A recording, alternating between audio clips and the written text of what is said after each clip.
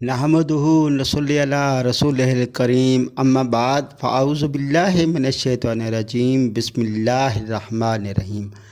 گلے میں درد اور سوزش اور ورم کے لیے ایک بہترین عمل بتانے لگا ہوں، بہت ہی نافع اور مفید عمل ہے۔ اس کے لیے آپ نے کرنا یہ ہے کہ یہ جو نقش آپ اپنے موبائل کی سکرین پر دیکھ رہے ہیں، زعفران اور گلاب کی سے سفید کاغذ پر بنا کر موم جمع کر کے مریض کے گلے میں اس طرح باندھیں کہ نقش مریض کے گلے کے عین اوپر رہے۔ روزانہ اس نقش کی آیات مبارکہ کا 11 مرتبہ ورد کر کے مریض کو دم بھی کریں۔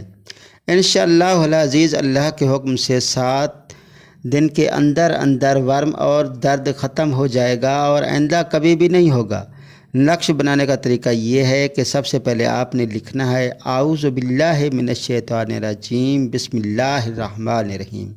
پھر آپ نے درمیان میں لکھنا ہے قال رحمت من ربی، پھر نیچے لکھنا ہے سلام قول من رب الرحیم۔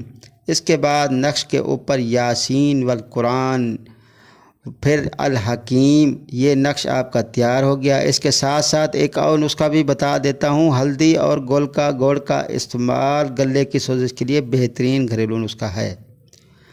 اگر ہلدی اور گڑ کو ملا کر ان دونوں کا ایک ایسا مکسچر تیار کر لیا جائے اور اسے تھوڑی دیر کے بعد کھا کر اوپر سے پانی پی لیا جائے تو گلے کی سوزش اور خارش سے انشاءاللہ جلدی نجات مل جائے گی۔ دونوں عمل میں نے آپ کو بتا دیے ہیں، ایک نسخہ بتایا ہے اور ایک عمل بتایا ہے۔